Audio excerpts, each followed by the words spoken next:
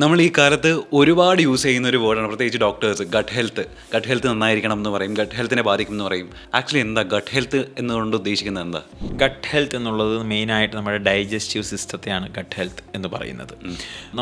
നമ്മളൊരു ഭക്ഷണം കൊടുക്കുമ്പോൾ ആ ഭക്ഷണം ഡൈജസ്റ്റ് ആവാനും ന്യൂട്രിയൻസിനെ അബ്സോർബ് ചെയ്യാനും ടോക്സിൻസിനെ എലിമിനേറ്റ് ചെയ്യാനും മൊത്തത്തിലുള്ളൊരു സിസ്റ്റം ഉണ്ടല്ലോ. ഈ സിസ്റ്റമാണ് യഥാർത്ഥത്തിൽ നമ്മുടെ ശരീരത്തിലെ ഡൈജഷനെ മൊത്തത്തിൽ കൺട്രോൾ ചെയ്യുന്നത്. അതാണ് ഈ ഗട്ട് ഹെൽത്ത് എന്നുള്ളത്. അതായത് നമ്മളൊരു ഭക്ഷണം കഴിക്കുമ്പോൾ അത് ദഹിക്കാനും അതിലെ ന്യൂട്രിയൻസിനെ അബ്സോർബ് ചെയ്യാനും വേസ്റ്റിനെ എലിമിനേറ്റ് ചെയ്യുകയും ചെയ്യുന്നു. അതാണ് ഈ ഗട്ട് ഹെൽത്ത് എന്നുള്ളത്. അത് യഥാർത്ഥത്തിൽ നമ്മുടെ ഫിസിക്കൽ ബോഡിയോടൊപ്പം തന്നെ നമ്മുടെ മെൻ്റൽ ഹെൽത്തിന് വളരെ പ്രധാനപ്പെട്ടതാണ്. അതുകൊണ്ടാണ് ഈ ഗട്ട് ബ്രെയിൻ ആക്സിസ് എന്നൊക്കെ പോലുള്ള വാക്കുകളൊക്കെ നമ്മളിപ്പോൾ കേൾക്കുന്നത്. അതുകൊണ്ട് നമ്മുടെ ഫിസിക്കൽ ബോഡിയും മെൻ്റൽ ബോഡിയും സ്റ്റേബിൾ ആയിട്ടിരിക്കാനും ഹെൽത്തി ആയിട്ടിരിക്കാനും ഗട്ട് ഹെൽത്തിനെ ടേക്ക് കെയർ ചെയ്യുക എന്നുള്ളതാണ് ഒരു പ്രധാനപ്പെട്ട വഴി.